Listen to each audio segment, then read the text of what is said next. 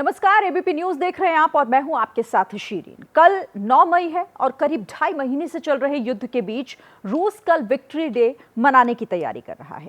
उसने यूक्रेन पर हमले और भी तेज कर दिए हैं, लेकिन यूक्रेन के साथ हमदर्दी दिखाने के लिए यूक्रेन में दुनिया के बड़े नेताओं का जमावड़ा लगना शुरू हो गया है। 4 अलग अलग तस्वीरें आप देख रहे हैं। अमेरिकी राष्ट्रपति जो बाइडेन की पत्नी जिल बाइडेन भी यूक्रेन पहुंच गई हैं। यूक्रेन के उज़होरोड शहर में जिल बाइडेन ने यूक्रेन के राष्ट्रपति ज़ेलेंस्की की पत्नी ओलेना से मुलाकात की है। दोनों की गले मिलने की तस्वीरें भी सामने आई हैं। दोनों देश की फर्स्ट लेडी की मुलाकात जिस उज़होरोड शहर में हुई है वो पश्चिमी यूक्रेन में आता है, जहां पर रूस के हमले अब भी जारी हैं। उधर कनाडा के प्रधानमंत्री जस्टिन ट्रूडो यूक्रेन के इरपिन शहर पहुंच गए हैं।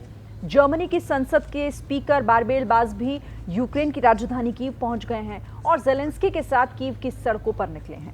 दुनिया के बड़े नेताओं का यूक्रेन में जमावड़ा, रूस के राष्ट्रपति पुतिन के खिलाफ घेराबंदी का ये नया चैप्टर है। रूस के राष्ट्रपति इस घेराबंदी से चिढ़कर हमले और तेज कर सकते हैं।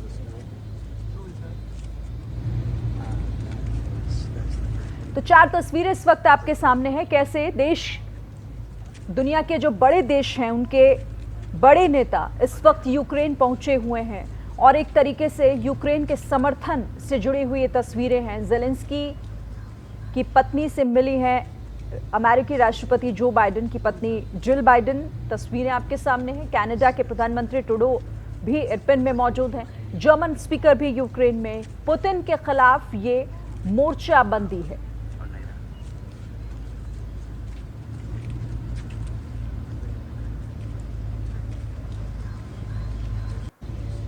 तो आपको बता दें कि कल 9 मई रूस का विक्ट्री डे और रूस विक्ट्री डे मनाने की तैयारी कर रहा है। उससे पहले उसने हमले भी तेज कर दिए, लेकिन किस तरह से कई बड़े देश यूक्रेन के साथ आए हैं। यूक्रेन पहुंचकर उन्होंने अपना समर्थन और साथ ही यूक्रेन देश के साथ होने की जो बात कही है वो एक मैसेज पहुंचाएगी जाहिर तौर पर रूस को।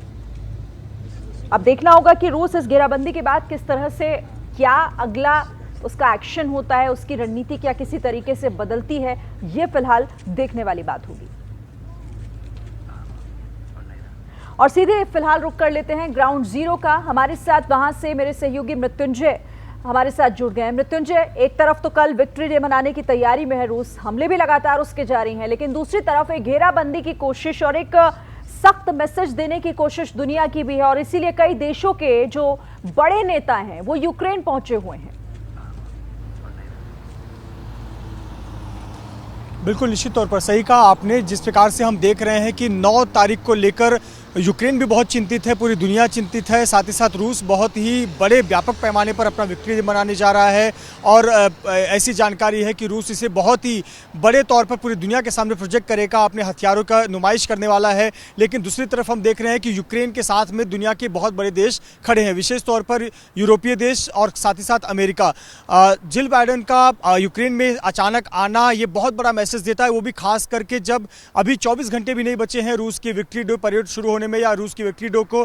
तो कहीं ना कहीं एक संदेश देने की कोशिश की गई है कि इस युद्ध में यूक्रेन बिल्कुल अकेला नहीं है और यही वजह है कि आज युद्ध को 75 दिन हो गए हैं और यूक्रेन मजबूती से लड़ रहा है और यूक्रेन अधिकतर इलाकों में बड़ी मजबूती से अपने पक्ष को रख रहा है, सेना के जरिए जवाब दे रहा है। उसकी वजह यही है कि जो यूरोपीय देशों का समर्थन है, अमेरिकी देशों का समर्थन है, वो यूक्रेन को आज मिल रहा है। जिल बाइडेन का आना एक बहुत बड़ा मैसेज है, सीधा संदेश है कि अमेरिका यूक्रेन के साथ कंधे से कंधा मिलाकर खड़ा है।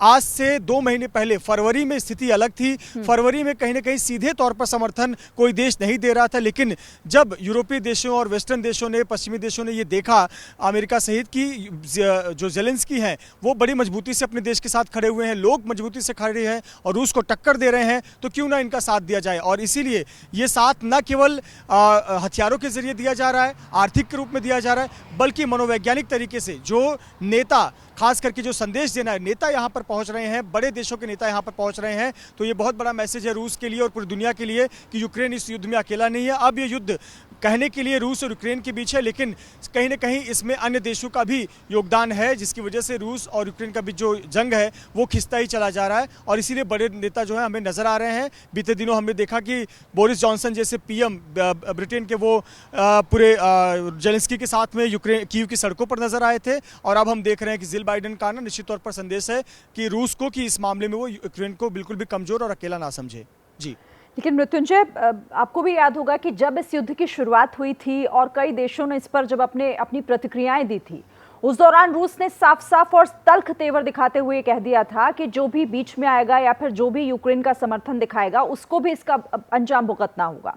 अब ऐसे में एक बार फिर से कोशिश हो रही है कि रूस को किसी तरीके से घेरा जाए, उसे एक मैसेज दिया जाए कि दुनिया इस वक्त यूक्रेन के साथ खड़ी है। तो बौखलाएगा तो रूस अब भी, और जाहिर है कि इसकी कोई ना कोई इसकी प्रतिक्रिया उसकी तरफ से मिल सकती है।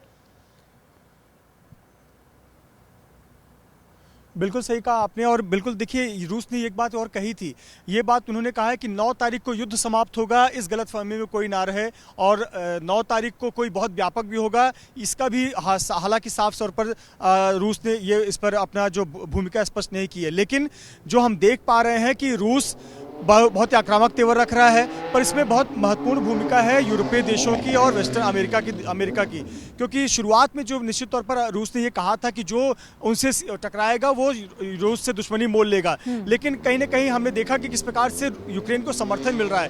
पहले तो आर्थिक तौर पर पैसे दिए गए, पूरे दुनिया भर से समर्थन मिल रहे हैं, जो यहाँ की जनता है उसको यूरोपीय देशों का बहुत समर्थन मिल रहा है, यहाँ के जनता को जो अन्य यूरोपीय देश है वो अपने यहाँ पे बहुत दिल से स्वीकार कर रहे हैं।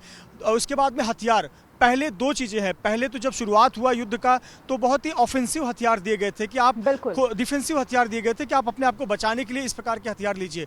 लेकिन अब जो है वो ऑफेंसिव हथियार दिए जा रहे हैं कि अब आप सिर्फ बचिए मत, रूस पर हमला कीजिए। और ये हथियार आ रहे हैं तुर्की से, ये हथियार आ रहे हैं यूरोपीय देश से, अमेरिका से। तो कहीं ना कहीं निश्चित तौर पर संदेश दिया गया है कि रूस को भी जवाब मिलेगा, और भले ही रूस ने धमकी दी है।